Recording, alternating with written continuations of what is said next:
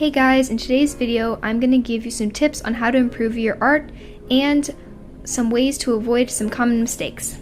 Okay, so first I'm going to start with the head, which is just a basic circle.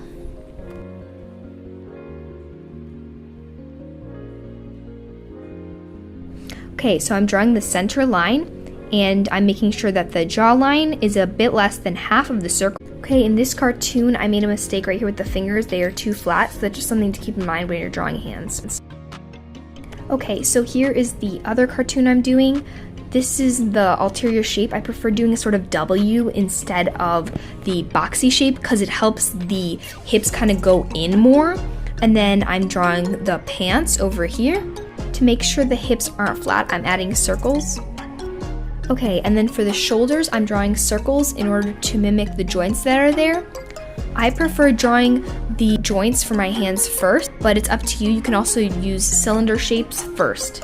Also, there's a mistake on the right hand. It's kind of too far from the body. I'll fix that later. Right now, I'm beginning to connect the circles together with the top of the arm.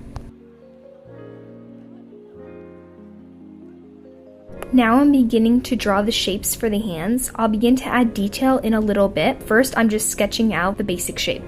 Now I'm beginning to sketch the body shape.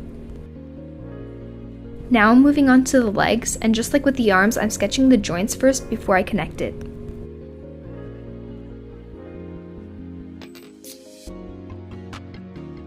After a while of drawing, I noticed that the knees actually come out a bit from the leg, so I'm trying to mimic that here, but towards the end of the sketch, I'll come back and actually refine it more. See here, I made a mistake because the bottom of the leg is not supposed to be thicker than the top. Okay, so now I'm beginning on the shoes. When I'm adding detail, I'll come back to finish them up. I made a mistake here and I'll come back to correct it, but I put the ears way too high, which is why I usually wait until after drawing the eyes to figure out where I'm supposed to put them. The eye line plays a huge part in demonstrating how old your character is. Since she's a teenager, I've put her eyes at around the halfway line. A general rule of thumb a lot of artists use is that there should be an eye space in between both eyes and about half the space of an eye on each side of the head. There are a lot of different types of eyes, and honestly, I would highly recommend just spending some time working on them. She's a little more serious, so I've made her eyes a bit more squinty. The eyes and hands are super important and can make or break one of your art pieces. Additionally, eyes are one of the main things that convey emotion on a character, so like I said before, I suggest experimenting with them. Just like I was saying, there's a bunch of different eyes to try, and I wasn't really happy with the ones I chose, so I'm just redrawing them. Don't ever feel like you're stuck with what you drew. Part of drawing is learning, and that means that you'll make mistakes that you'll just have to erase.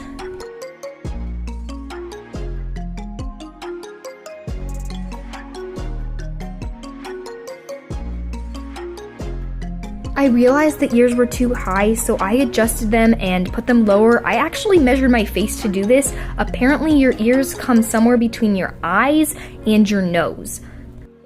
Something that's super useful is to take pictures so that you can understand exactly how things are supposed to look.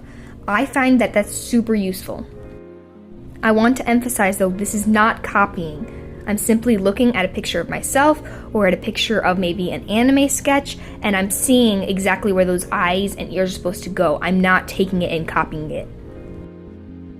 I'm drawing the hair, and one of my favorite ways to do this is by drawing clumps of hair.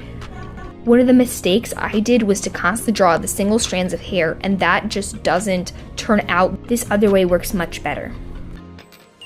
Something to remember while drawing is that it should be obvious which lines are in front and which lines are behind. So here with the bun, I'm making sure that the clumps of hair that are in front are obvious and that they're not blending in with the ones that are behind.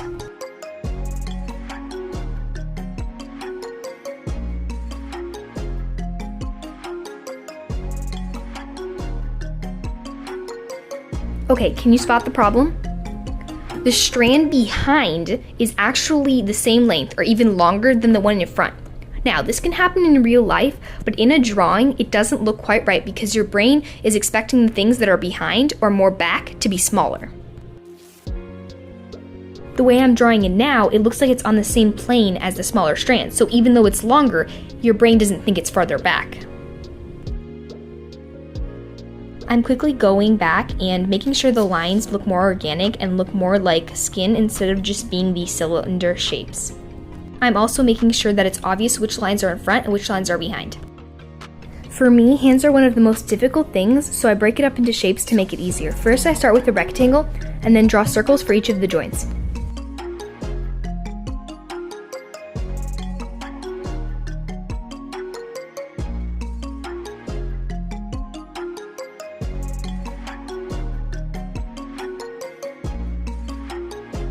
Okay, here's what I was talking about. The fingers look really, really thin, like paper thin.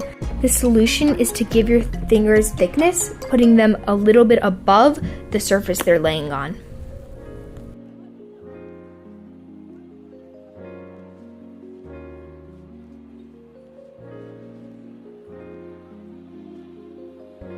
Okay, now I'm drawing the shoes. Since I already have that basic shape, all it really comes down to is rounding it out and then designing the style I want. Drawing clothes is one of my favorite things. When I first started, it constantly came out looking stiff. So some of the things I learned to do is, first of all, let the cloth flow smoothly. Also, imagine gravity's pulling it down, and that will give you some better ideas on how the curves should look. Additionally, adding wrinkles is a great way to make it look more realistic.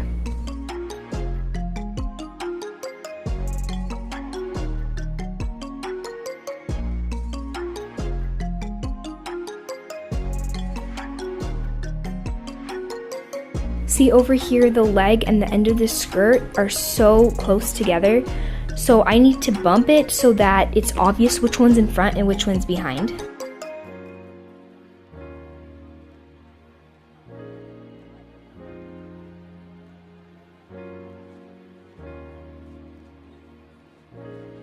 Okay, now I'm smoothing out the leg so that it looks more natural.